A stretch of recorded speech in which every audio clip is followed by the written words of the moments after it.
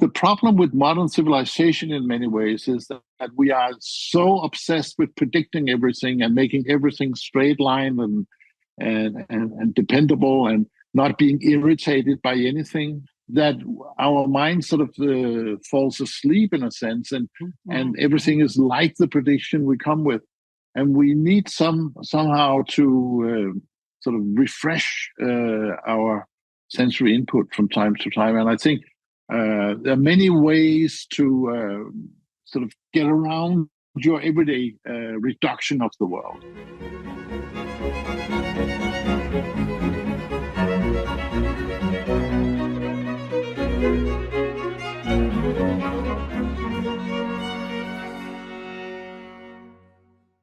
Hello, everybody. I'm speaking today with Tor Nørretranders, who's a Danish author. I'm primarily interested in his work. He's written about 30 books. The book I know best is probably his most famous book called The User Illusion. I've been thinking a lot about consciousness lately. It's what would you say, a preoccupation of mine. And a few decades ago, I spent a lot of time reading books on consciousness.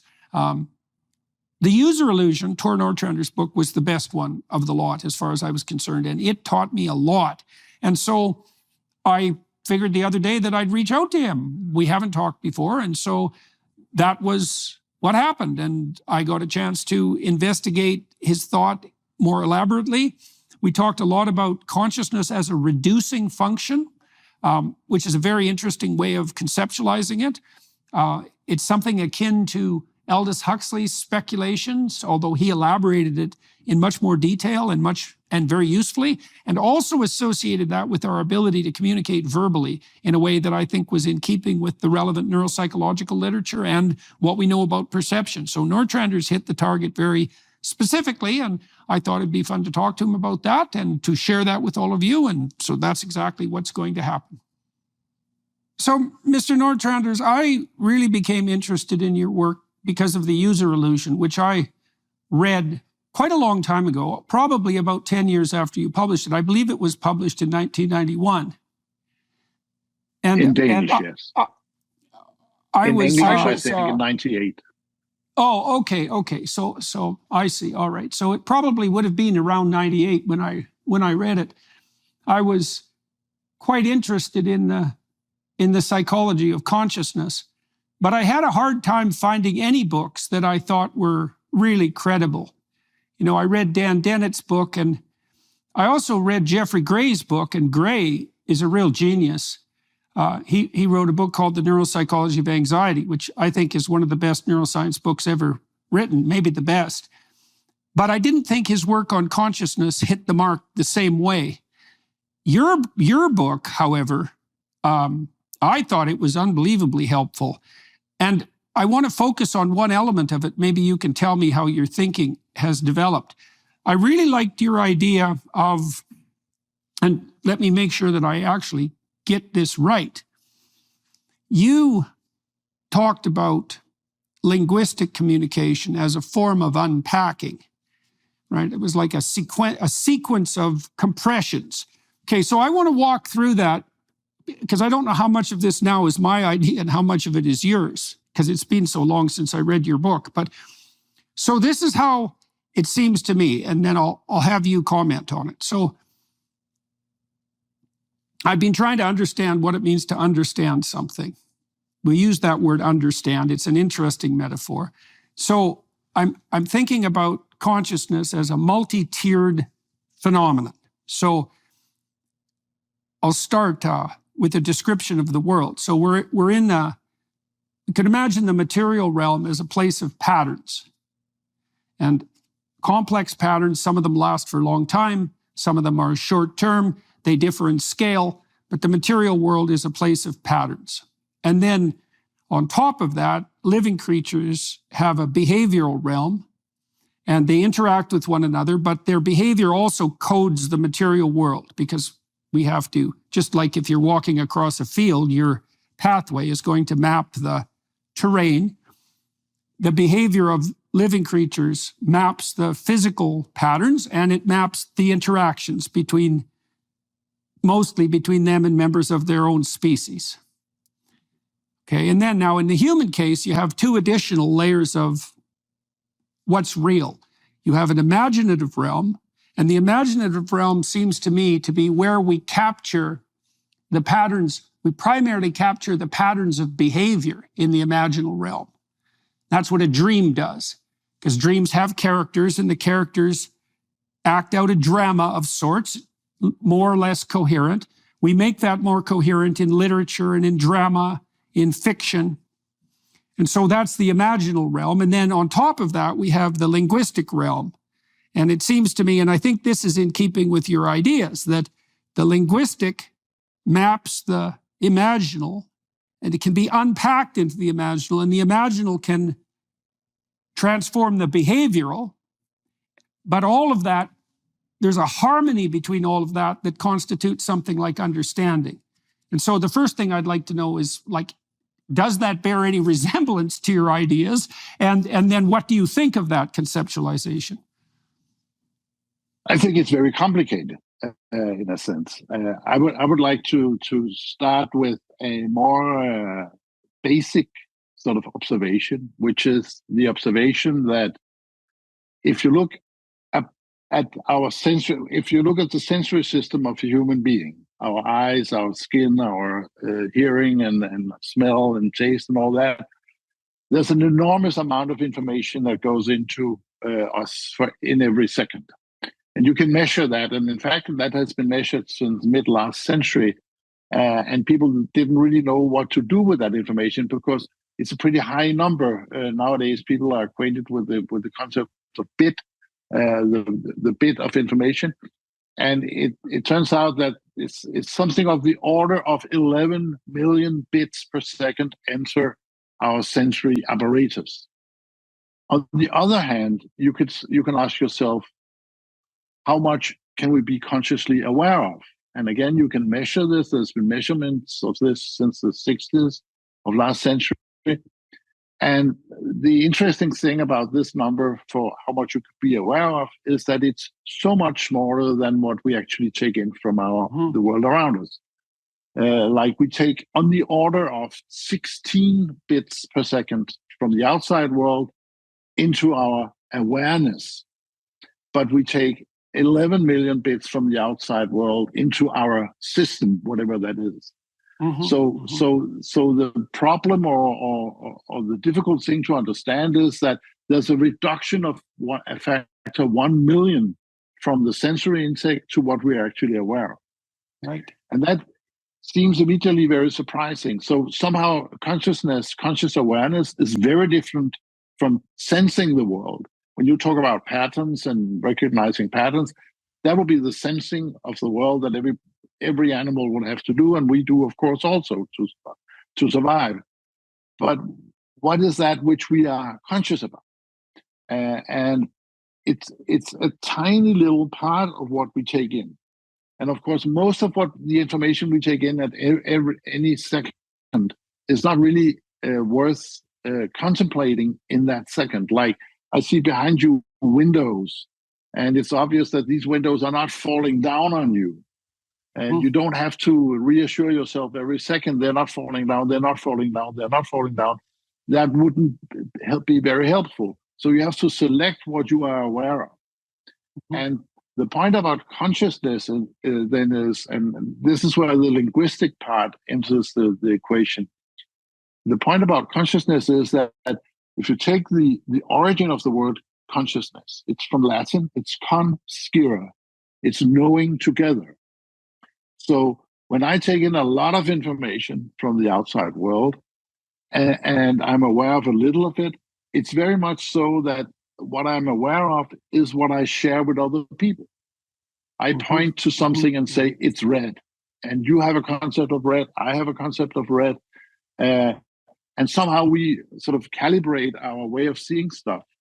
But there's more to the quality of red that my eye actually sees. So consciousness is about sharing awareness of the outer world or the inner world in a very, very compact fashion compared to what we actually take in. And therefore, the language is very important. The social relationships are very important. The co-awareness is very important. And you could say that the whole show starts with pointing. When you have infants, you point, and when they're old enough, they actually understand that the interesting thing about pointing is not the finger, but what it is pointing at. Some animals understand that also, but sort of directed shared attention is very much sort of the stuff of consciousness. So it's in a way it's a social thing. It's something you share with other people. But of course, you can have consciousness on your own, and most of us have a lot of conscious awareness without other people being involved. But that's sort of the collective mind that we have internalized, so that we can share our experience with other people without actually talking to them or being present together with them. And so that was a major theme of this book, was trying to sort out this thing that we're doing an enormous selection in what we are aware of in conscious awareness. Okay, so I've got 3 or 4 things to elaborate on from that. Okay, so I want to lay out another schema. So here's what I'm going to dig into. You talked about pointing. You talked about the consciousness we have when other people aren't around. You talked about sharing and trade. So let's dig into each of those. So I've spent a lot of time trying to figure out what a story is, and how stories shape what we point our attention to. Okay, so I understand that relationship between pointing and verbalization, but also pointing and specification of attention. Okay, so I'm gonna bring in some other ideas, and I'll get you to comment on them. So I was quite taken by my studies of J.J. Gibson. So Gibson wrote a great book called The Ecological Approach to Visual Perception, and I think there's some brilliant things in it. And I've been elaborating on Gibson's ideas in the context of narrative. And I guess narrative is relevant to the idea of sharing, because a lot of what we share are stories. And I think stories are pointers to value. That's a way of thinking about it. So let me lay out a phenomenological world for you and tell me what you think about this. So imagine you specify a point with your aim. Okay, so now you're determining a destination. This is what bees do when they communicate about where the pollen and the nectar is in flowers. They specify a treasure house of value. Okay, so that's the point, that's the destination. Okay, so from Gibson's perspective, once you establish a point, then the world lays itself out as perceptible objects. And some of those are tools. They're all what he called affordances. They're all the phenomena that are now relevant to that goal. And you can break them. He broke them roughly into 2 classes: tools. And so a tool is something you can use to move yourself along your pathway, and obstacles. And I've been thinking about elaborating that. So I think what happens when you specify a point with your aim, let's say, your perceptual system produces a pathway forward, right? That's your route. And then the route is accompanied by the things that are relevant. You talked about the fact that we are taking in 11 million bits per second, but compressing that to 16. Almost all that we perceive is obscured as irrelevant. It's not even part of our conscious experience. So what stands out? Well, pathways, then tools and obstacles. So those would be like material entities. But then I think there's a parallel in the social domain. Friends and foes. So friends share your aim and accompany you along the way, and they can be helpful. And foes are human obstacles, but also can obscure or interfere with your aim. So tools, friends, obstacles, foes. And then there's one other element, which I think is very cool. I just figured this out. I think the other thing that we perceive are agents of transformation. And those would be like magical creatures in a fairy tale. And an agent of transformation changes your aim. And the reason they're magic is because the world of the aim that they specify doesn't play by the same rules as the rule of the aim that you inhabit, right? So, okay, so Now, the reason I'm telling you this, it's relevant to the pointing idea, because that's kind of the landscape that emerges as a consequence of pointing. But it also is relevant to the sharing idea. I've been thinking that, when we speak with each other, we're offering the fruits of our imagination. That's a way of thinking about it. Each word is actually a storehouse of value, or a pointer to value. And so you could say the reason consciousness evolved, and this seems to be very much in keeping with your thinking, is that we can offer people pointers to a destination, or specify a destination. And again, that's not much different than bees do when they're doing a dance to specify where the honey is. And so it's the fruits of our imagination that we can encapsulate in words. And maybe we have that private consciousness, our ability to think on our own, so that we can build up a storehouse of value, so that we actually have something to trade with other people. Okay, so that's a take on the things that you just described. So I'd like to know what you think about that. I come to think of the paradigm of predictive processing, which has been very influential in the past 10 years in understanding how we perceive the world. Carl Friston, a British guy, is one of the leaders of the field. And the basic idea, there was a philosopher involved very much in explaining, Jacob Hovey, explaining this paradigm of predictive processing, who was kind enough to say that the deep idea behind it actually was in this book, The User Illusion. Oh, that's cool. That's cool. It's nice of him to say so. Yeah. But the point is that what User Illusion tries to say is that first we take in information, and then we create a sort of a simulation of what that information is, and then only then do we experience. We don't experience the take in. We experience our own retelling of what we take in.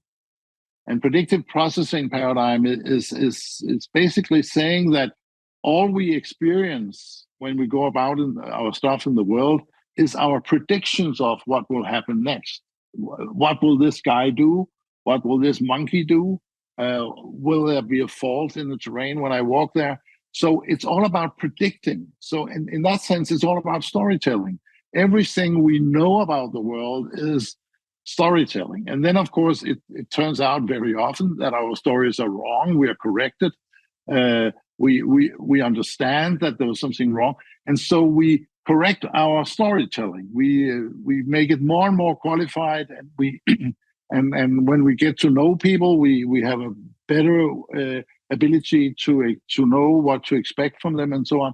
But it's all a question of creating a story not inconsistent with the information we take in. And that's one thing here that's, I think, is very deep, and that is, if you take children, they're afraid of the dark. You go into the forest in the evening as a kid, and you are scared because of what could be in the dark. If you go there in the daytime, you're not scared at all. Why is that? That's because there's nothing to contradict the inner fantasies of the kid when it's dark. There's no information that runs counter to the idea of many, many weird trolls and demons out there. But in the daylight, there's so much information that contradicts your ideas. So in a way, all of our perception of the world is a hallucination we create under the condition that it does not contradict the sensory data we take in. So we are constantly telling stories. So telling stories is what perception is all about. And of course, human beings have taken this to a higher level than we expect a mouse to take it to.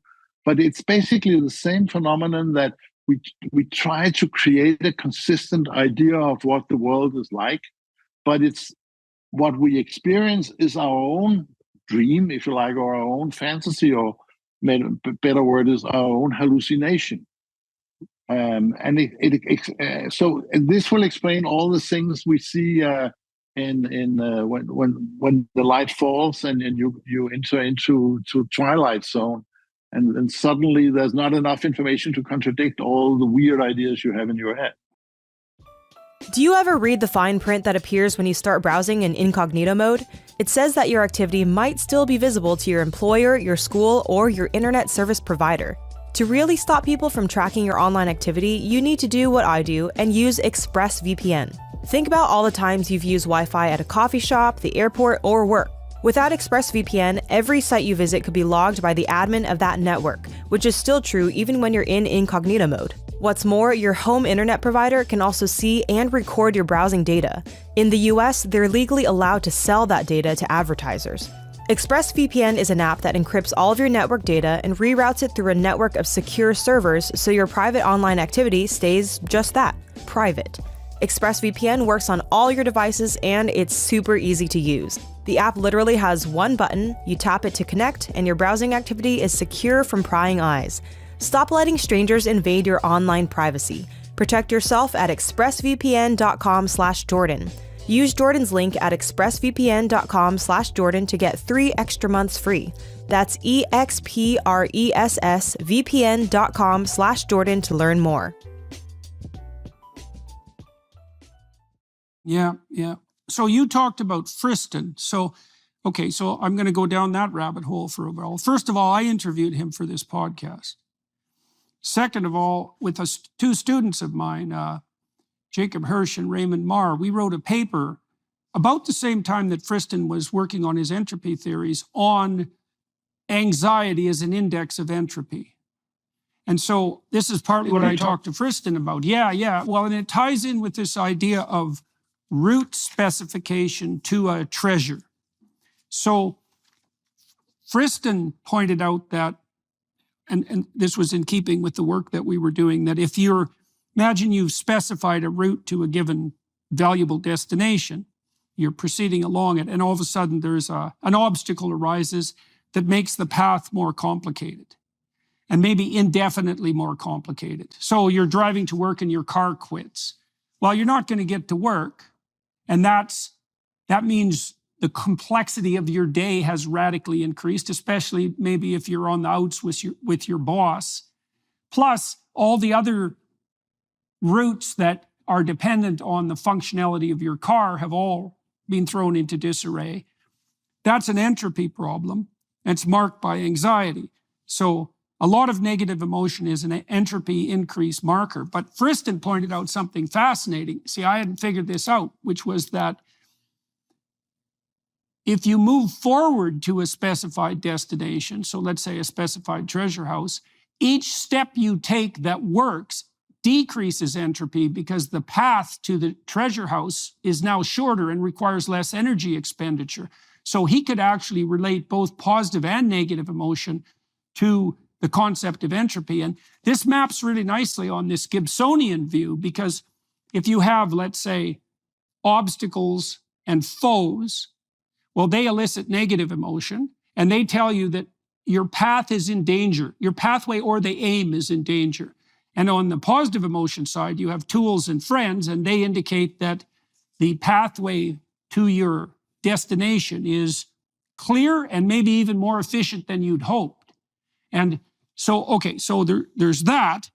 So that's cool because it ties emotion all the way down to entropy, which is a very fundamental grounding and it also includes emotion now inside the narrative frame. And so then you mentioned prediction. And so, I mentioned Jeffrey Gray, and Gray's work on anxiety is based on a prediction model. But I found that was inadequate, and I'll tell you why, and you tell me what you think about this. See, the prediction model, the expectation model, has kind of a cold cognitive element to it. It's like you're a calculating machine, and what you're trying to do is minimize discrepancy between what you expect and what plays out in the world.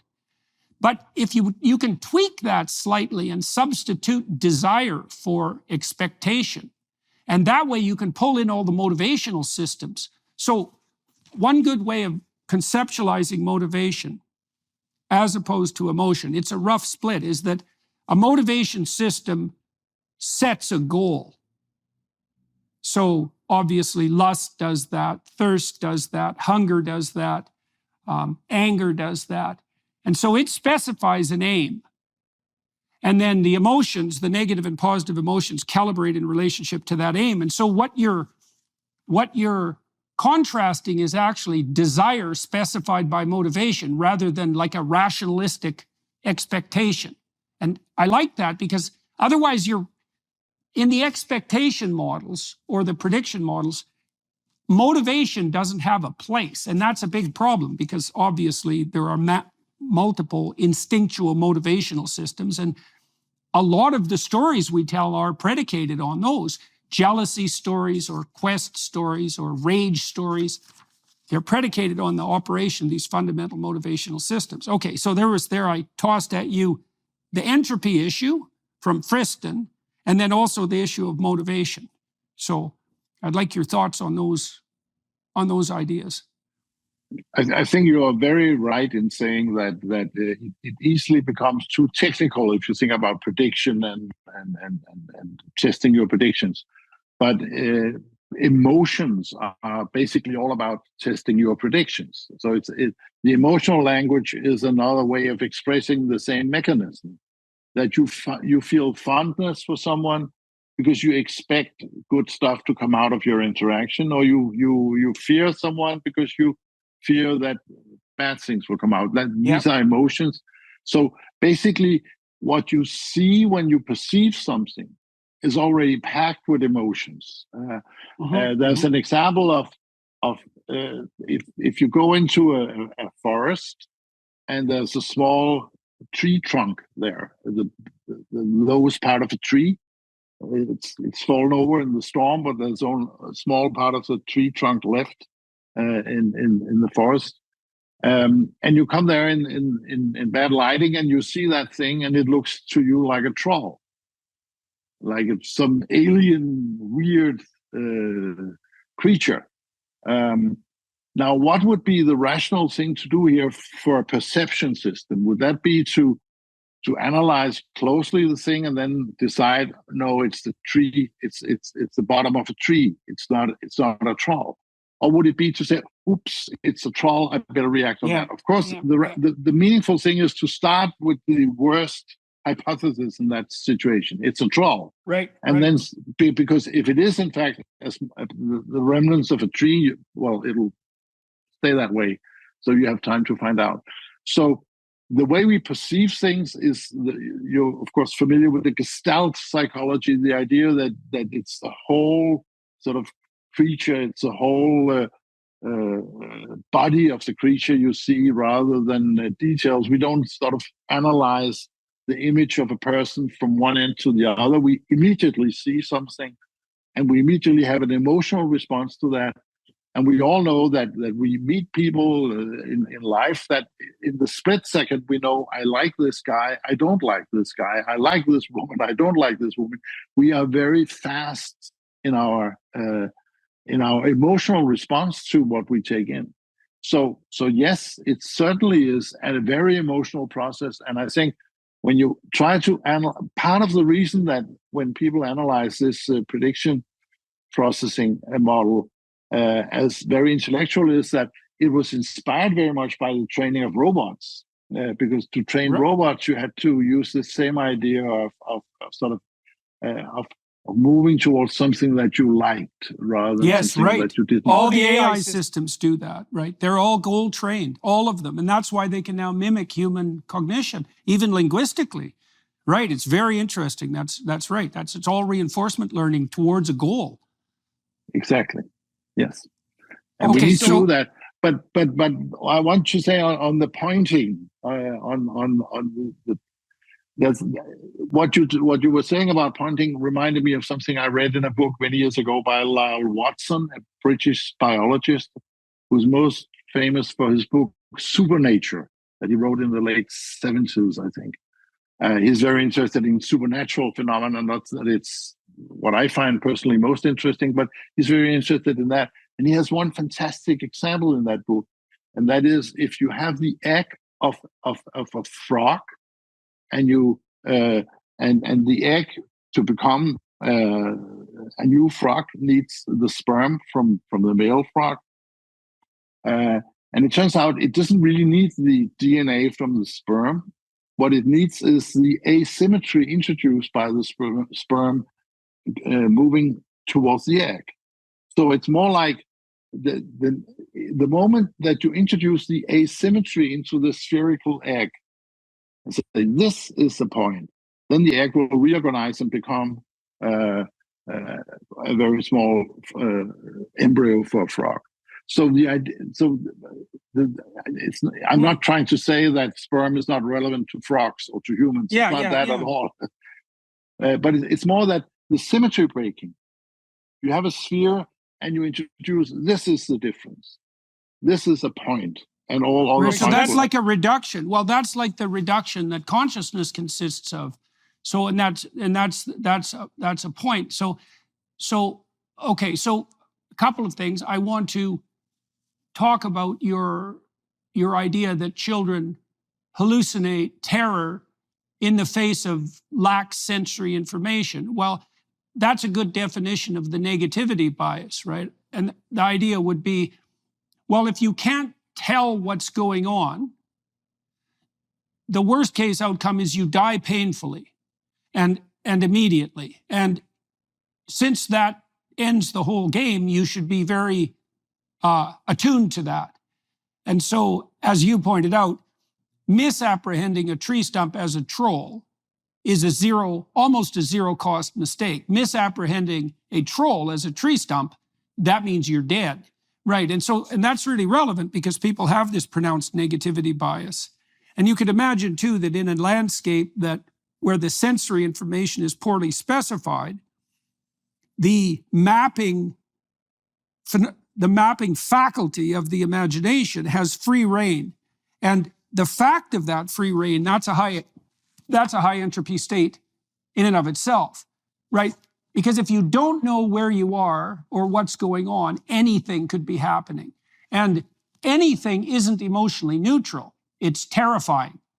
A story that's pertinent to that, and also to your interest in anxiety, is a concept from Danish doctors in the 17 and 1800s in Greenland. You know, Greenland is part of the Danish kingdom, and we had doctors going up there to help people there, and they observed a weird phenomenon they call kajakangst. That's Danish for kayak anxiety.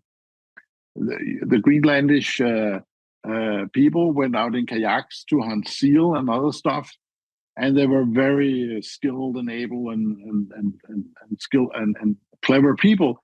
But sometimes they suddenly had a very strong anxiety episode, and they refused to go ever again out in a kayak, which is pretty bad if that's your living, going out in a kayak hunting for seals and other stuff. And Danish doctors said, that's just because they drink too much or they have too much coffee or whatever. But it turned out that it's a true phenomenon in the sense it has no simple explanation other than the fact that if you sit on a kayak and the sky is blue and the ocean is blue and everything is blue, you suddenly lose sort of the orientation. And you see weird things happening. Pilots report the same thing when they fly into clouds. They lose orientation and they suddenly see weird stuff. You have John Lilly putting people in the 60s in these isolation tanks with body warm water and no sound, no vision, no anything. And after a few hours, they start hallucinating. Weird stuff. You don't have to use LSD. They will hallucinate just if you take away that sensory experience. And you're pointing to something very important there, which is that pointlessness is chaotic and anxiety-provoking a priori. Where this is a really useful thing to know ethically and psychologically, because part of what it means is that the point constrains terror. Like it's better than that. If Friston's model is right, not only does the point constrain existential terror, but it also elicits hope. And so that would mean to some degree that the sharper the point, and this is sort of analogous to the sperm idea, the sharper the point, the more, what would you say, the more promising and the less threatening the terrain. Right, so I don't know if you know this, you probably do, but you know the word sin is derived from an archery term. And the archery term is Greek. Actually, the derivation is the same in 3 languages. 3 separate languages came to the same conclusion. Aramaic, if I remember correctly, Hebrew, and Greek. The Greek term is hamartia. And hamartia means to miss the target. And so, right, to sin is to misspecify your aim. Right, and the worst sin, of course, would be to aim in the opposite direction, or perhaps not to aim at all. Right, there's some ambiguity there. Both of those are very bad. But I think we actually understand this neurophysiologically. It's much in keeping with what you just said. That kayak anxiety, my wife experienced that once when she was swimming. She had the sense that she became suddenly aware of the cavernous volume of the lake that she was in. And it didn't scare her so much she never swam again, but it scared her enough so that she talked about it for a couple of years when she went swimming. But it's so interesting. It's that sudden realization of the expansiveness of everything. You know, here's a weird side note from that.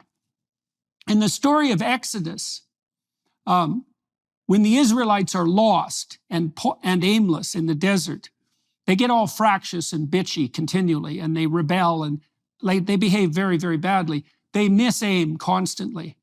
And at one point, Moses, their leader, is very upset with them, and he retreats away from them along with God, but keeps his faith and his point, his direction. And as a reward, God decides to show himself a little bit more to Moses. But he does something odd when he does that. He puts Moses in the cleft of a rock, so he can hardly see anything. And when he walks by, he just lets Moses see his back. And part of that, the reason I'm bringing that up, because that's protection.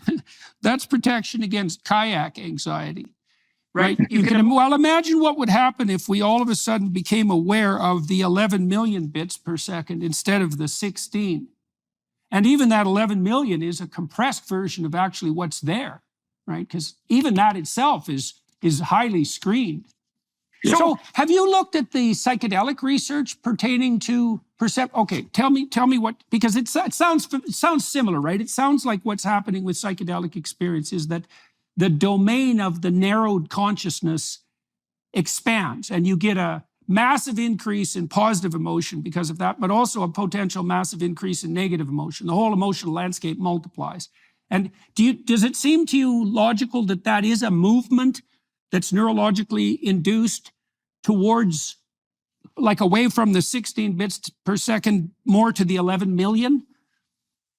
Yes, and I think Aldous Huxley in his book, Doors of Perception from the 50s, 60s, that I quote in the User Illusion book, he used mescaline, I think it was. And yeah, it was mescaline.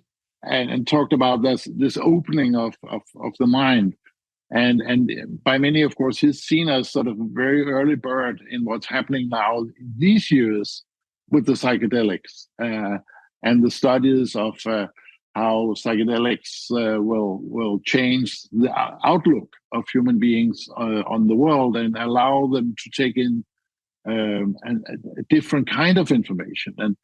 And perhaps very much, and Carl Friston, by the way, is involved in some of that work also. Yeah.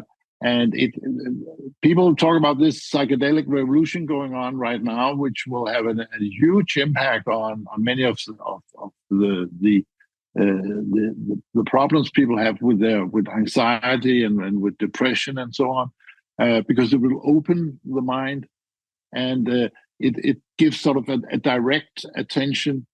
And I think the problem with modern civilization in many ways is that we are so obsessed with predicting everything and making everything straight line and dependable, and not being irritated by anything, no rain, no wind, no interruptions, that our mind sort of falls asleep in a sense, and everything is like the prediction we come with. And we need somehow to sort of refresh our sensory input from time to time. And I think there are many ways to do that. Psychedelics is certainly one. Physical exercise is another. Meditation is another. There are many ways to sort of get around your everyday reduction of the world. Are you or someone you know fighting the battle against cancer? For the last 25 years, Invita Medical Centers have been pioneering personalized, cutting-edge treatment programs for patients all over the world. Invita has been the leader for patients looking for advanced immunotherapy and genetically targeted therapies, all while focusing on fewer side effects and better patient outcomes. As a global leader in oncology care, Invita is committed to healthcare freedom for all. They've spearheaded a revolution in employer health insurance options, empowering companies to provide their employees with access to not only top doctors, hospitals, and technologies, but also the first of its kind nationwide personalized medicine coverage. Invita is doing all of this, plus offering significant tax and cost savings, full transparency, and liberation from the grip of commercial insurance carriers. Whether you're a patient in need or a company looking to break free of monopolized healthcare insurance, Invita could have the solution for you. To learn more about their treatment options, visit Invita.com or visit InvitaHealth.com to learn more about their company insurance programs. That's Invita, spelled ENVITA.com for treatment options, or InvitaHealth.com to learn more about their company insurance programs. So some of Friston's co-workers have been making the psychophysiological claim that what the psychedelics are doing is akin to a stress response, like it's a highly magnified stress response. And the logic there is something, this is relevant to the issue of point. So imagine that you're reducing the 11 million bits to 16. Okay, now then imagine all the ways that that reduction could conceivably occur, like all the different ways 11 million bits could be reduced to 16. There's a lot of them. Okay, now the advantage to the reduction is you only have to deal with 16. But the disadvantage is, well, what if you're pointing in the wrong direction? Okay, so let me tell you a story and you tell me what you think about this. So I think that's what the Tower of Babel story is about. Okay, so let me outline it. So the Babylonian towers that story refers to were generally ziggurats. And a ziggurat is a structure that has a point at the top. It's essentially it's a stepped pyramid. And at the time that story emerged, the Babylonian kings, there were many of them, were engaged in the same kind of competition you see in modern cities, right? They were going to build the highest tower, and that would announce the builder of the tower as something akin to God, like a God emperor. And so these were God emperors of the technological enterprise. The people who build the towers of Babel in the biblical story are the descendants of Cain. Okay, so they're resentful and miserable and genocidal. They're a bad lot, and they're the first builders of cities. And it's those people that build the towers of Babel. And so these are points in the wrong direction, right? Because as far as I can tell, what the biblical corpus is attempting to do is to specify a point. It's the point of the cross, actually, but it's trying to specify a point as an antidote to the pathological points that might otherwise emerge. What happens in the Tower of Babel story is that as the tower increases in presumptuousness, that's a good way of thinking about it, and sort of a bitter and what would you call it? A bitter and prideful rigidity, even the ability of the people who inhabit the tower to communicate becomes impaired. Right, and this ties into our discussion because we've already made the case that words themselves are something like pointers of value, right? They're compressed pointers of value. And if the value hierarchy itself is pathologized, if the point is wrong, well, then the words are going to become not only meaningless, but in some ways counter to meaning itself. And that seems to me also relevant to the point of, now let me see, there was another element that you brought in that was, but, oh yes, I know what it is. When the psychedelics hit, let's say, if that's a magnified stress response, imagine if your point is very misaligned. Well, what you could do is reduce the intensity of the point and broaden the attentional horizon. And the danger there is now you're in the desert, but there's many possible directions now that you could go, right? So it could snap you out of a false point. And I think that's why people find these experiences, or can find them, transforming and illuminating, right? Is because they They allow people to replace that pathologically narrowed point that has depressed them or left them nihilistic with a reintroduction into the richer sensory realm with the possibility of a reorientation. I think that's very true in the sense that what we basically did when we moved from being hunter-gatherers to naturalists who were cultivating the land and taming the wild animals into our animals and so on, which is the story that the Bible is about. That most monotheistic religions are about this transformation from hunter-gatherers to farmers. And the farmer believes that everything comes from his work, from his little piece of land, and from what he puts into it. The hunter-gatherer thinks that everything around him brings him something, evil or good stuff, nice or not nice stuff, edible or not edible stuff. But the world is open, and you go into it and you find something you would like to eat. The farmer believes that he controls and creates everything. So I think it's very much, and also that's so interesting. It's about sort of contracting yourself to the city and building up in the city rather than going out into the open land and finding something to eat. And I think much of the way we have evolved in social terms in the past, actually 10,000 years since we introduced agriculture, has been more and more contracting ourselves to a small space, controlling everything, and forgetting about the wide open space out there. And even if you look at this, what you see when you go into a landscape controlled by agriculture, you see concepts. You see wheat, or you see rice, or you see maize, or you see very basic stuff, but it's all the same. So it's like a concept that has been transformed into a field, rather than if you go into the wilderness, there's so many different things at the same time. And so we have compressed enormously this information, and we live in a simplified world that we've created ourselves. We found it efficient. That's why we did it. But it also takes away from our mind the ability to see multitudes. And I think what happens then, or you could say, we take out entropy from our life, and what happens with I think with people who experiment with the psychedelics is that they experience suddenly this multitude coming back. They open up their minds to the multitudes. So that's interesting. So there's another biblical allusion there, possibly, in the story of Cain and Abel. So the builders of the Tower of Babel are Cain's descendants, but Cain is an agriculturalist, right? And so you could imagine. So tell me what you think of this hypothesis. So that as the agricultural endeavor got underway, you pointed out that one of the consequences of that was that people started to believe that the world was a place where the fruits made themselves available as a consequence of direct human labor and effort.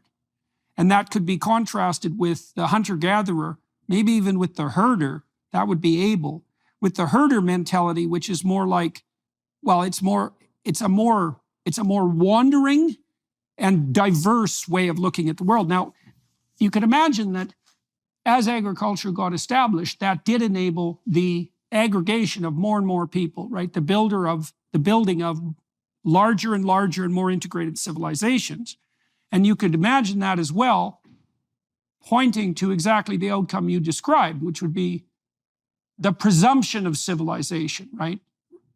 I mean, the prideful presumption in a sense. Now, you're talking about a very strange sort of complex compression, because your point is that once we transform the world into a linguistic matrix and conceptualize it, we can then transform the world itself into an analog of that matrix. So is that partly what accounts for your interest in agriculture? Because I know you've written books that are relevant to that endeavor as well. I was wondering what the connection was, right? Because it's not obvious. No, it's not obvious at all. in many ways, it was an accidental event in my life that I became interested in nutrition and the way we produce food and how it influences our body. But then what really changed my attitude to all this and was a fantastic experience for many years was that it dawned on me suddenly that the real problem in the way we produce food these days is that it's so over agriculturalized, it's over abstract, it's over civilized in a sense, and that we've forgotten all about what nature itself provides and offers us in the form of wild food, for instance. And you can measure generation after generation that people lose knowledge of the richness of the real world, of what's out there on its own, wild. And wild means of its own will. It's not our will, it's the nature's will. And then in studying that, I came across a trend in cooking, in gastronomy, in restaurants, that happened also to have its leading force in my own country of Denmark. Maybe you've heard about the restaurant Noma, which was started like 20 years ago and became, after 10 years, the leading restaurant in the world, which was absurd because Denmark, in terms of gastronomy, has always been sort of a joke. Nobody would ever consider Denmark to be a country where you would go for fine dining and people would fly in. And worse than England. What? Yeah, worse than England, yes. Yeah, that's not good. We sold the good bacon to the British and we had the bad bacon ourselves. So yeah. Denmark was a mud pile of shitty gastronomy, but suddenly you had the best restaurant in the world. And why was that? That was because that René Redzepi, the chief chef of Noma, a good friend, he became a friend. René said, we only want to serve stuff that grows where we are and grows at the time we serve it, the seasons in which we serve it. So we will forget about all imported foods, we'll forget about all the agricultural foods, and we'll serve the wild foods for people on the plate. And that was a radical idea that turned out to be fantastic in terms of taste and smell and all that stuff. But it was also a fantastic idea because when he then gathered chefs from all over the world who were interested in his way of thinking in a number of big events we called MAD, which is the Danish word for food, where you had all these people. And I was so lucky that he asked me to give the opening lecture for these events. And my basic point was that we've moved from wild to tame, and now we'll be moving back again. In that we moved away from wild food, all that nature offers. We wanted to control everything. And we ended up as a species eating almost only 4 crops. It's really surprising if you count the number of calories that human beings eat. More than 50% of these calories come from just 4 crops, like wheat and rice and potato and maize and so on, corn, I think you call it. And I mean, no monkey would accept that. Monkeys eat 300 different kinds of vegetables, but we eat only 4. And all the brain power of the chefs is used to make 4 very boring things to eat edible all year round. So you have chefs that come in and can take a potato or a steak or whatever and make that interesting in 500 different ways. So gastronomy and fine dining has sort of collapsed into taking a few very poor raw materials and making them interesting, even though they're poor. And the new trend is to use the skills and the intelligence of the chef to go out into the wild nature and say, what is edible here? It takes a lot of skill and a lot of knowledge and a lot of care to bring it to the plate and to make it taste good. But then it's much, much richer than anything you get out of the controlled civilized agriculture.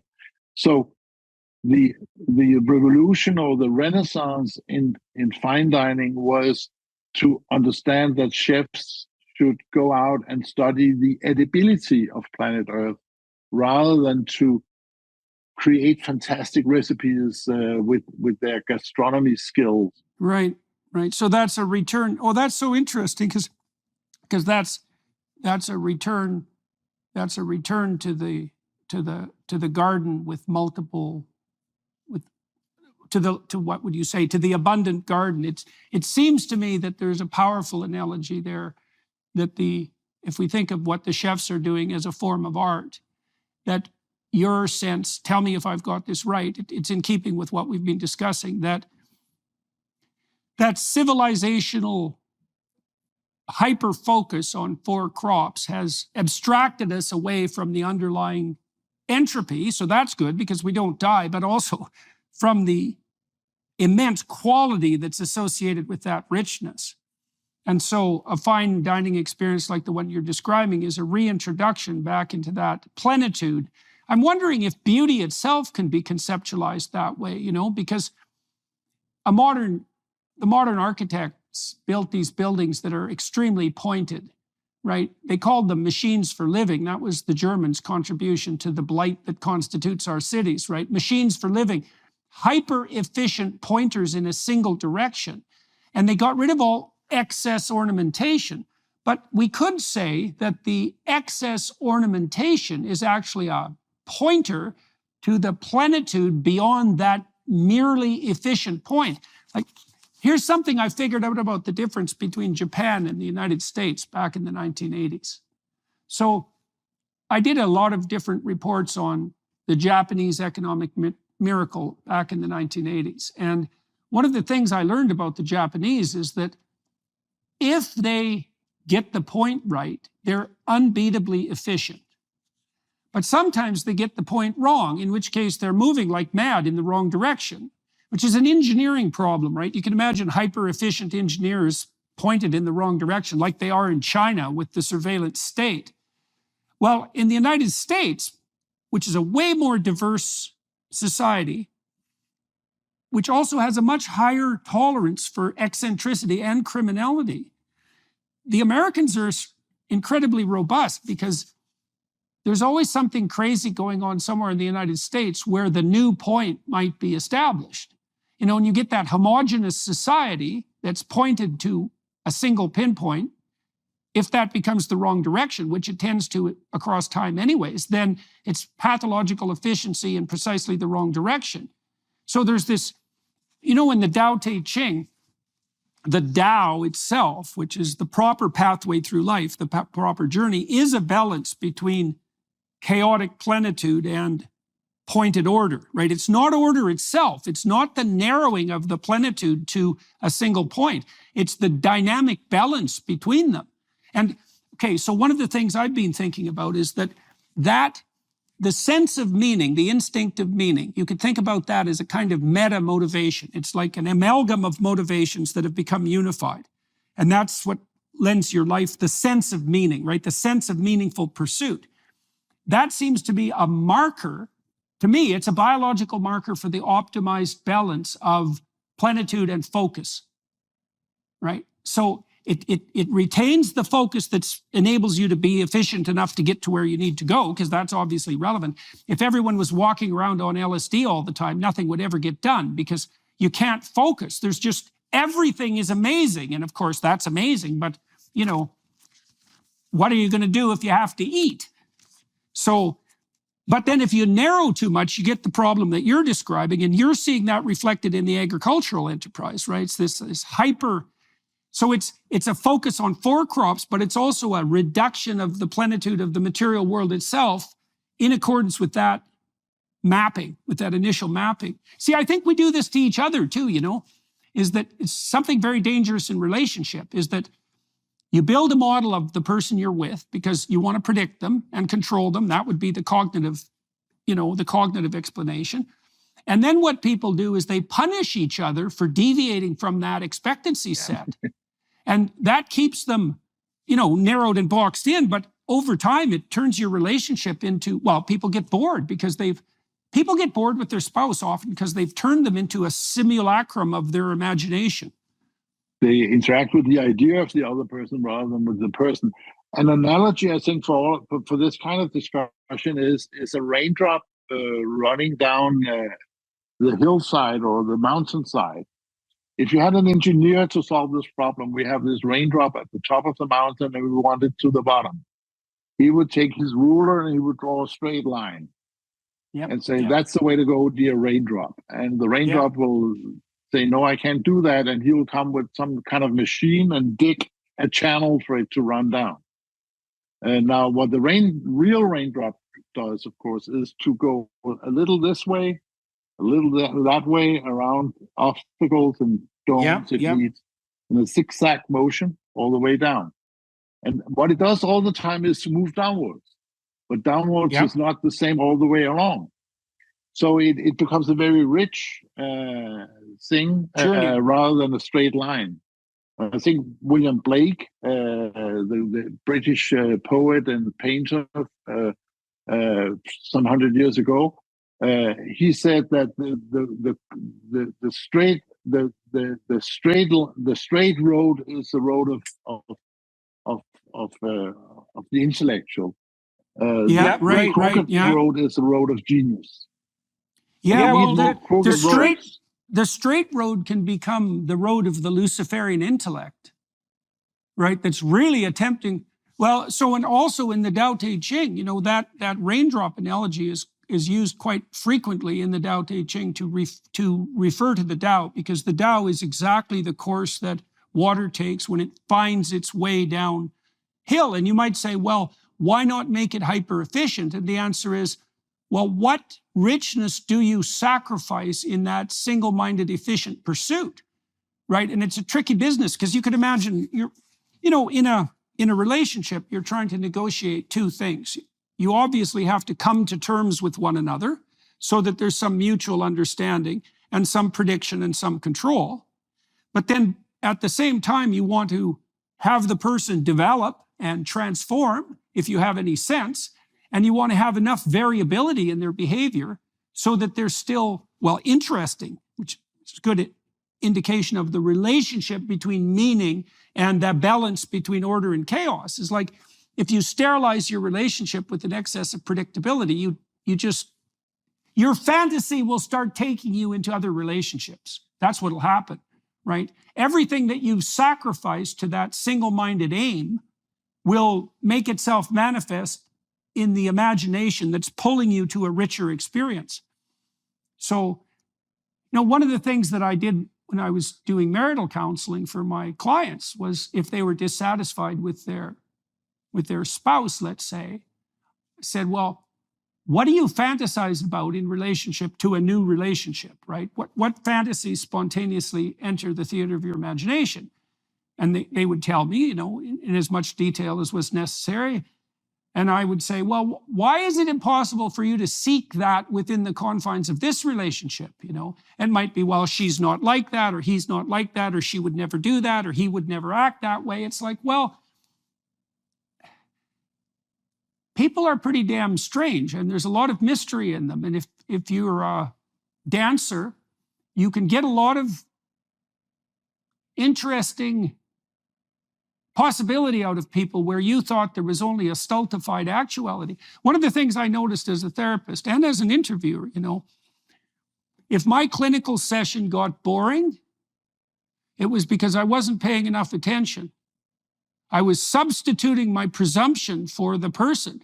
And so if I attended more deeply, they would start revealing more of themselves, and then they'd become like, and this was even true for so-called there's no simple people, but I had lots of clients who they weren't intellectually gifted, put it that way. They were people who would have been struggling, often they didn't have a high school education. Some of them weren't even literate.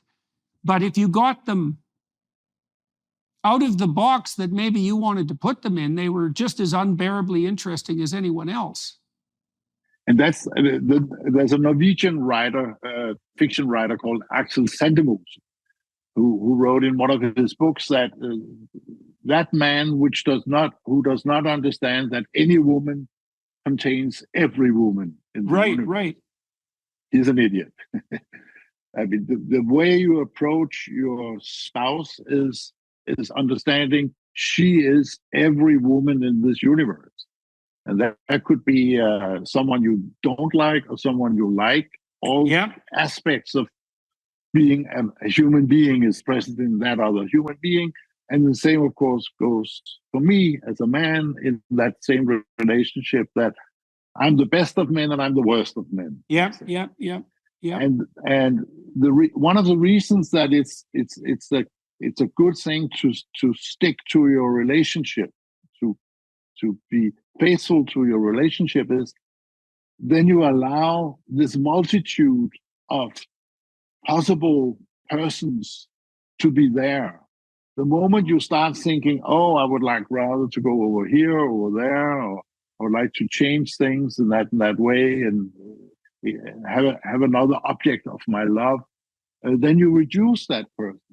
And you don't see the depths, the richness inside that other person. And I think that's what a strong and good relationship is about. That is what love and openness is about, is to allow the other person to be fully rich, fully full of wonder. My wife just about died a couple of years ago, and so did I at about time. Like it was a narrow pathway, and I had a pretty good relationship with her before that, very good, I would say. I've known her since she was like 8 years old. So we've known each other mostly our whole life, And she changed quite a bit after she was ill, and really for the better once she started to recover. And I was much more, I would say, grateful to have her around. I mean, not that wasn't there to begin with. It was already there. I loved my wife, but the demonstrative, like a true demonstration of the possibility of her absence woke me up a bit more. And one of the things that's happened is that now when I see her, I can see her at every stage of her life at the same time. It's really something. And also what's happened, like she shed a lot of her self-imposed constraints in the aftermath of her brush with mortality. It lasted like 9 months. It was a very torturous experience. So she changed a lot. It's taken multiple years for the full manifestation of that change, and it still hasn't happened. But it's a wonderful thing to see her. And maybe it's also a reflection of my change in attitude. Like she's taken off a lot of self-imposed constraints. I think we're afraid of our own entropy, our own possibility. And in doing that, I would say she's become more like a child again, and there's insistence in that, in Wordsworth, for example, also biblical insistence, that unless you become as a little child, you can't enter the kingdom of heaven. And it has something to do with that imaginative plurality that you described, right? Because one of the things that's magical about children is their capacity to magically transform and to enchant the world. And they do that because they're going in many directions. They're not narrowed. And, that makes them in need of discipline and civilization. But there's something wonderful about that. So I'd like you to comment on that. But I'd also like to ask you, what you just said about relationships, that's not something that everybody knows. So I'd like to know how you figured that out. Hard work. How did I figure that out? Yeah, and you can say it. Not only did you figure it out, but you can articulate it. And so, yeah, that's a good question. I don't know the answer to it actually, but I think that it's. I've always had a tendency to be very monogamous. Is that how you say the word in English? Yeah. And faithful to. But in the modern world, I mean, you are serially monogamous. Yeah, you have more than one relationship, but one after the other. As a young person, you have several girlfriends, but you're faithful to each of them all the time. Is that understandable? Absolutely. Yeah, and so I and that was unusual in the circles were living in the 70s. People were sort of all over the place, all of them, and I was like I had this instinct for monogamy, and I was sort of wondering, why is that so? And I realized that it was because it made me discover and explore the richness of the other person instead of just comparing to someone else and wanting to change someone else. And then, of course, I've been cultivating that emotion and that way of living for quite some decades now. And it I think it's very obvious that the moment you start comparing people. Yeah, that's a commodification. Yeah, and you see the label. This guy I'm talking to has these opinions and this track record and so on, and you confuse the person for the label. Yeah, and all you see is the labeling, and life becomes very boring. And of course, what I've been doing with food and agriculture, what I've been doing with how our cognition system works, what consciousness is all about. I've been doing a lot of work also with environmental issues and so on. It's the same basic story all the time, that we confuse sort of the label for the real thing. We confuse the terrain for the map, the concept for the real stuff. And I think that what we do when we are not sort of faithful in our love relationship is that we do comparisons all the time instead of saying, okay, this is it. I'm not a perfect man in any sense, but all aspects of masculinity and many aspects of femininity is in me. Yep. And that's, every person is a universe. Did you know Fast Growing Trees is the biggest online nursery in the US with more than 10,000 different kinds of plants and over 2 million happy customers? They have everything you could possibly want, including fruit trees, evergreens, houseplants, and more. Find the perfect fit for your climate and space. Fast Growing Trees makes it easy to order online. Your plants are shipped directly to your door in 1 to 2 days, along with their 30-day Alive and Thrive guarantee. I just overhauled my front yard with all new spring blooms, and Fast Growing Trees really saved the day. With their fast delivery and professional consultation, we saved so much time and hassle not having to go to a nursery, and our hydrangeas and lavender plants arrived in beautiful condition. Whether you're looking to add privacy, shade, or natural beauty to your yard, Fast Growing Trees has in-house experts ready to help you make the right selection. Growing and care advice is available 24/7.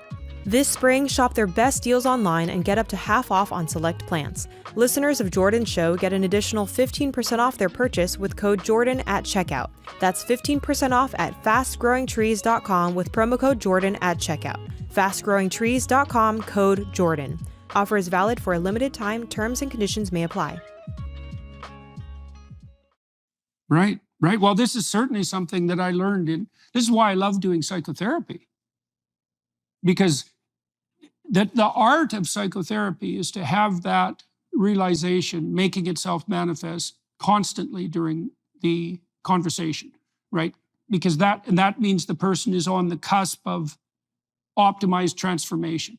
So I've been thinking about this. Tell me what you think about this. I think this is extra cool. So I spent a lot of time looking at the misalignment of aim. I spent a lot of time investigating evil, a lot. And evil is actually something you can point to quite simply in some ways. It's a rare person who wouldn't think that a sadistic Auschwitz guard who enjoyed his job that's evil. And people will dispute that, but you don't have to talk to the people who will dispute that. You know, it's not useful.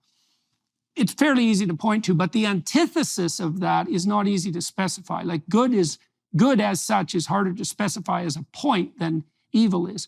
But I think, you tell me what you think about this. So I spent a lot of time studying Jaak Panksepp, who I think is absolutely brilliant. You know about Panksepp, yeah?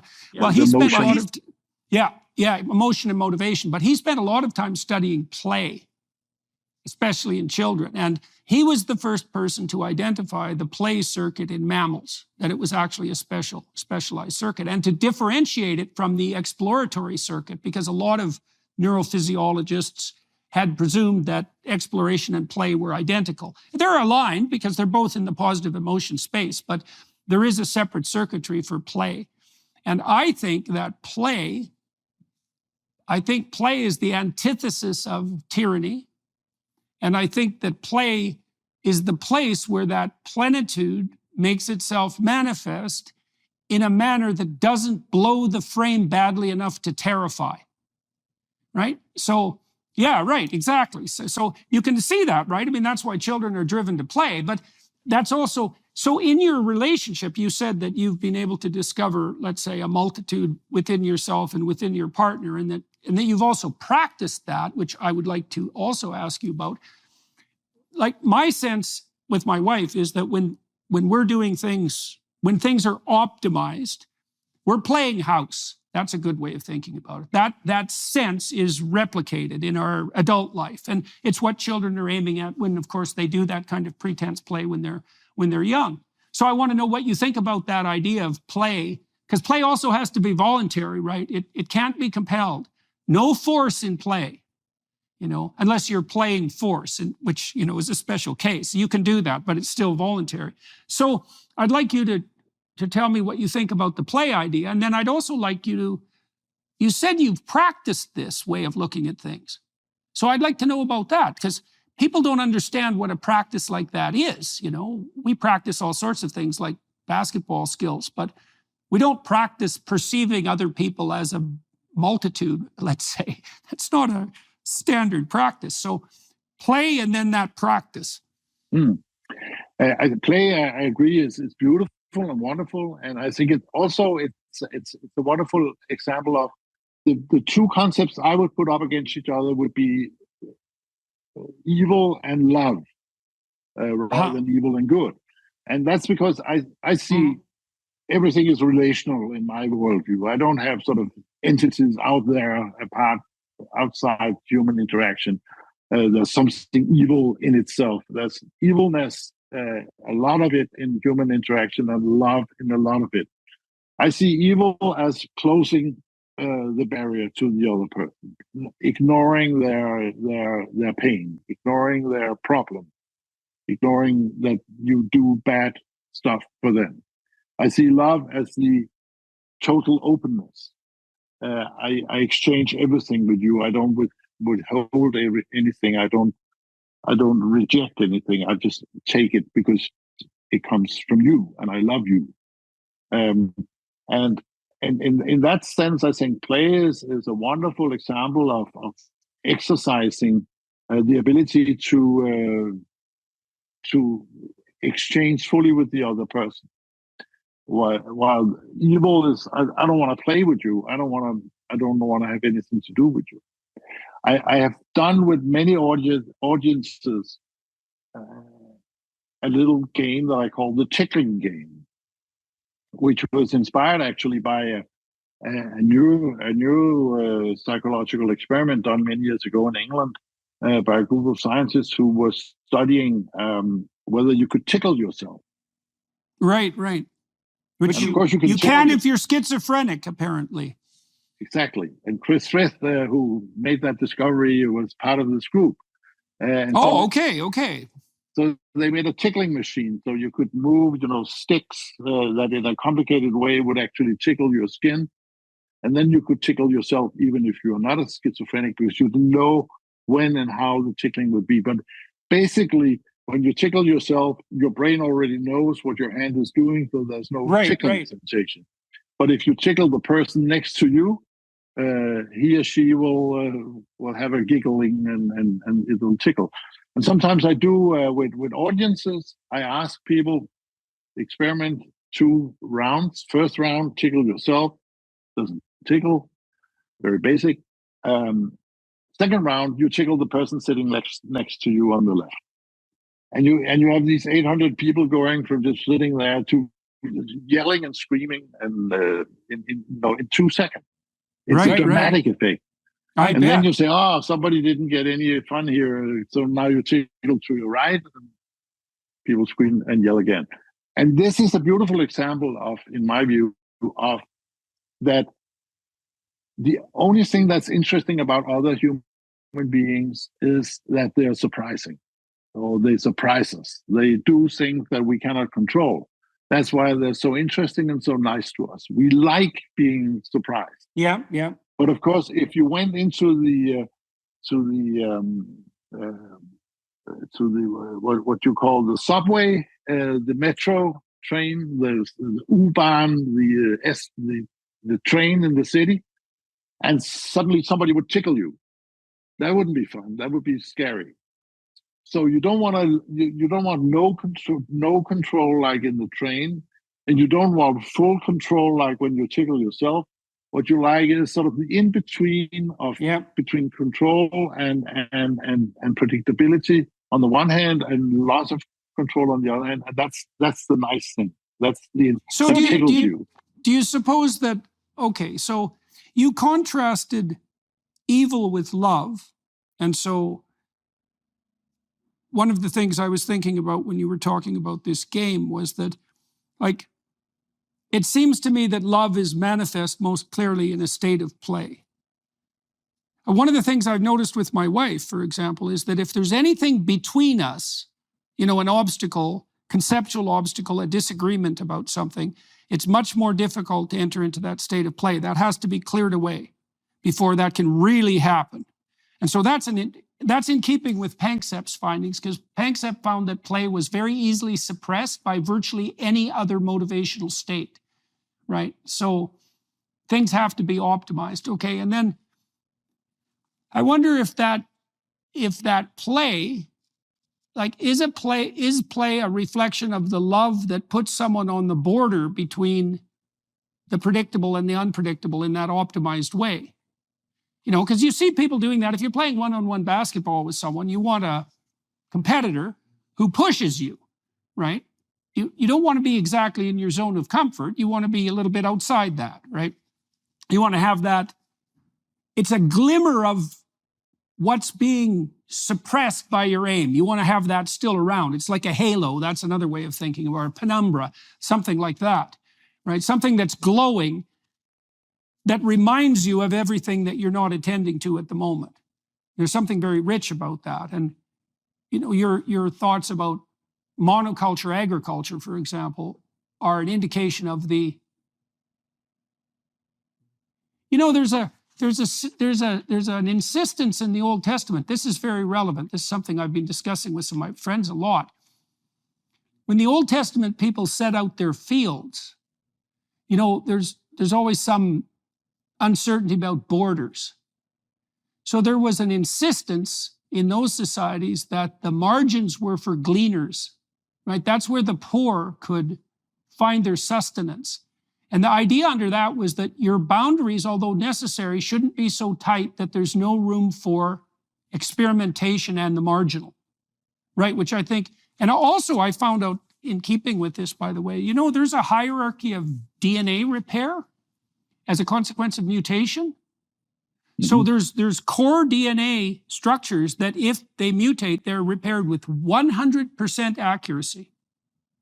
Right, and then there's a hierarchy so that there are peripheral genetic codes that are allowed to mutate because experimentation can take place there on the fringe without demolishing the whole. So that echoes that idea of the center, the focal center with the experimental fringe, that seems to echo everywhere. And that's something like the antidote to that narrow-minded technological efficiency that, when did you start to become concerned with that specifically? Was that associated with your investigation into consciousness?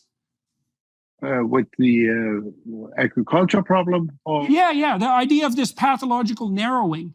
Yeah, I think it's already it's very much in the consciousness thing.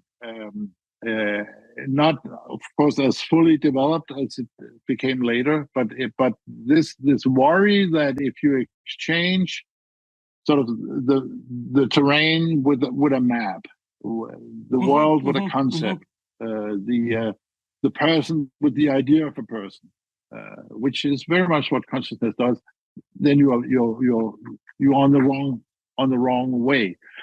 There's a thing about our language, which I think was pointed out about 100 years ago, which is a very basic thing about language. We say, this flower is red. But no, this flower is many things. Yeah. One of them having the color of red. This man is angry. Yes, but this man is also many other things than angry. This man, that's why I don't like sort of to make evil an objective thing in the world, because I think this man is evil, yes, but he's also other stuff. Mm-hmm. This man is good, he's caring, and so we are not the mental states, the emotional states, the trait states that we have. We are more than that. We are much richer, and we have a language that all the time we say he is happy. Yes, but he also needs to go to the toilet in a moment. You understand? So I think studying consciousness very much brought my attention to this very, very simple fact that we tend to reduce everything. And it's practical in the sense that I can point to the flower and say it's red, and you can nod and say it's red, and we are in correspondence here, and it's good. But we also each of us lose a lot of the experience and the sensing of the flower if we reduce it to being red. Have you talked to Ian McGilchrist? No, I've heard his name, yes. Okay, well, so I know Ian, and we just did another podcast, which will be released soon. So his sense, he's done a lot of investigation into hemispheric function, right? And his work is very much in keeping, I would say, with the main thrust of your work. And I think he's got the neuropsychological terrain mapped quite nicely, is that the right hemisphere seems to be, I would say, more comfortable in the domain of plenitude, and the left hemisphere is the reducer. And, it's possible, tell me what you think about this on an ethical side, because I talked about this with Ian, because people with right hemisphere damage get kind of tyrannical and authoritarian, and they get very reductionistic, and much more than someone who's neurologically intact. And I asked him, well, is that worse among people who were already that way before the brain damage, right? Is there individual variation? So if you were a narrowing intellect with an authoritarian bent, were you more like that if you damaged your right hemisphere? And of course, there isn't enough case history to know that. But I'm wondering, there's an insistence in archaic literature. I've really seen this in the biblical corpus. I just wrote a book about this, which is going to come out in November. And I'm lecturing about it now, so it's very much on my mind. That narrowing proclivity it's like the sin of Adam's job in the Garden of Eden. His job is to name and subdue, right? To name and put in place. But pride, it's the pride element that seems to warp that. It's like, it isn't even so much that we narrow, it's that we narrow and then we fall in love with our own narrowing. And that's the pride. And then we want to substitute that narrowing for reality itself. This is what God warns about, by the way, in the story of Adam and Eve, when he tells both of them that they can't eat of the fruit of the knowledge of good and evil. This idea is lurking at the bottom of that. It's like, you can do what you want, but you can't replace the moral order with your own set of preconceptualizations. And that's what you're pointing to, right? I don't want to put words in your mouth, but that's what's lurking underneath this. It's not the reduction per se, because that's necessary to have a point. It's something like, is it the totalitarian insistence that we got the reduction right, and that's that? Yes, we confuse the world with our image or our concept of the world.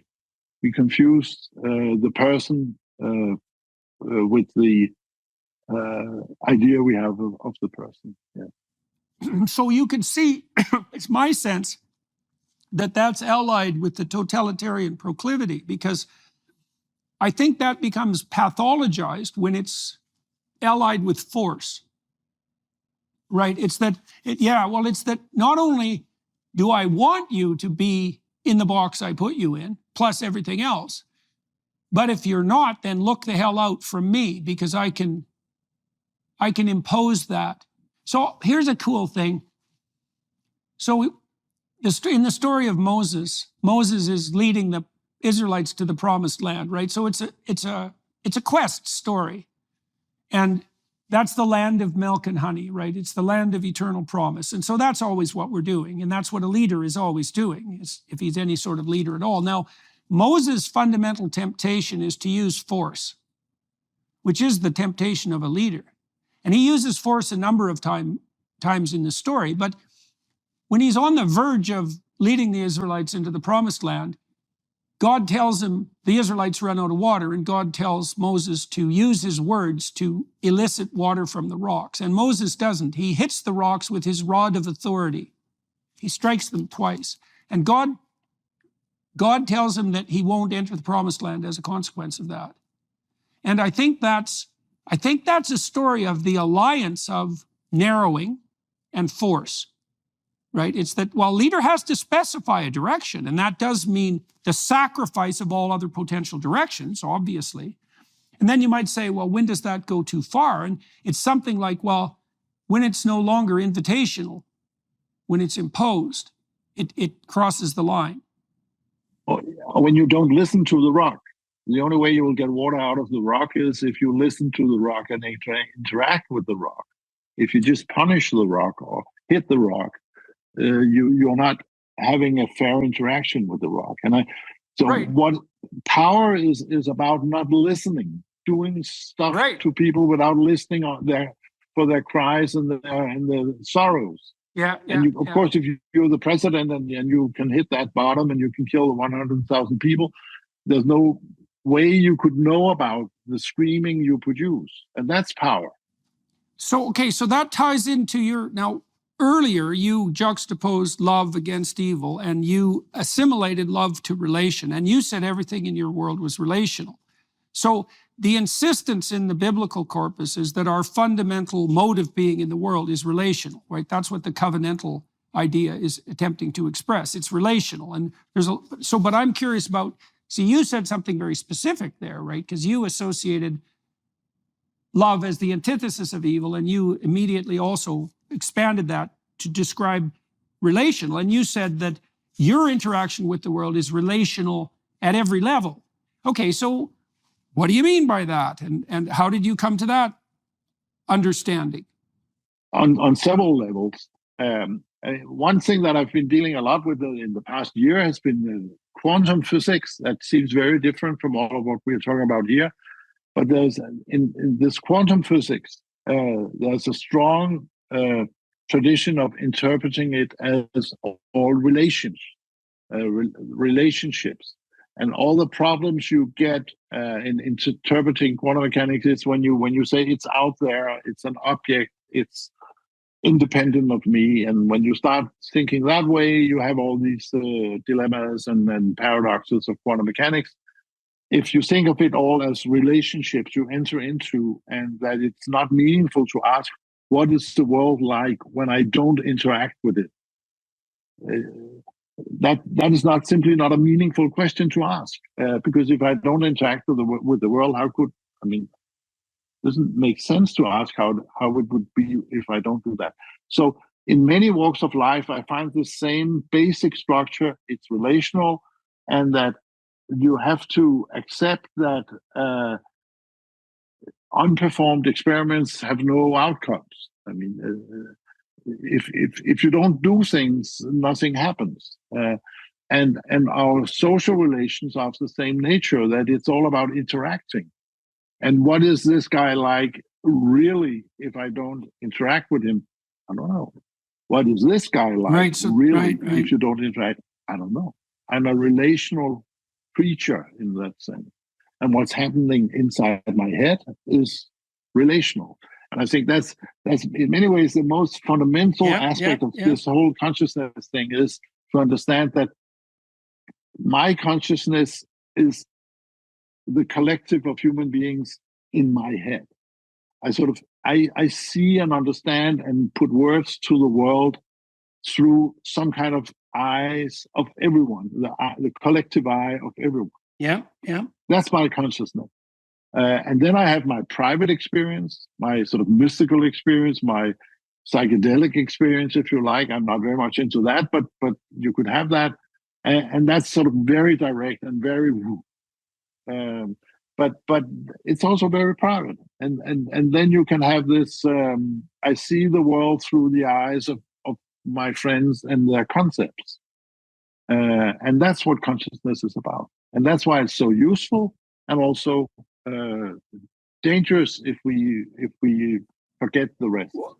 Okay, so is it fair to say that you've concluded that what's real is no different. There's no difference between what's real and what emerges as a consequence of what's relational, and that's the pinpoint of consciousness. I mean, right? It establishes that. See, and partly the reason I'm curious about this is it's because of the implications of what we've been describing. It's like, well, if the phenomenal makes itself apparent as a consequence of your aim, then reality itself emerges in consequence of your aim. And I actually believe I don't know how true that is, but it's pretty damn true. Like, the way a person is going to reveal themselves to you is very radically dependent on your aim in the interaction. And this is true even for very bad people. Like, I've had some people in my clinical practice who were terrifying people. And you had to step very carefully around them. But it was possible to do that. Not always. I'm not going to get like wildly over-optimistic about that, but it was dependent to some degree on my skill in specifying my aim. You know, like I would say, the more dangerous the person, the better targeted your aim bloody well better be when you're dealing with them, or look the hell out, right? They're a particularly dangerous person is likely to respond very violently to even minor moral errors on your part. That's for sure when you're dealing with them. But it is an unspecified question.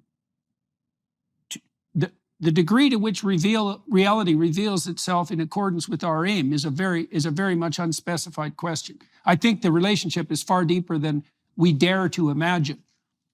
I come to think, for some reason, this may be a wild tangent to take. The first time I was in New York, city of New York, many years ago, as a European, as a naive European.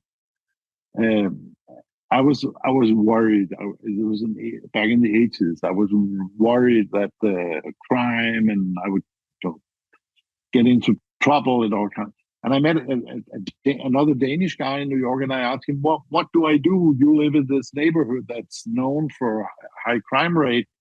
When I come to visit you, how do I do that without getting knocked over?" And he says, "It's very simple. Just look as if you just appear to other people as if you have a purpose with what you're doing." Right. Yeah. You want to go somewhere, and therefore you go through this street because you want to go down and visit me, and they won't touch you. But the moment you come in and you say, "I'm an interested tourist, and I would like to see people live in a poor life, and New York is all crime, and I want to see that," they'll hit you. Then you're a prey animal. Yeah. And but also you are intruding in their world. Yeah, right. Yeah, absolutely. While when you have your, I want to go there because I have a friend to visit, and that's my aim, that's my target, that's what I'm doing. Then you're not annoying them because you're doing something. And I think that in interaction with people who are in trouble, who have difficulties in life, it's important to that yourself, you show that there's something I want to do with my life. I'm interested in stuff. I'm also interested in you, not because of I want to sneeze on your life or something, but I'm open to you, but I'm going this way.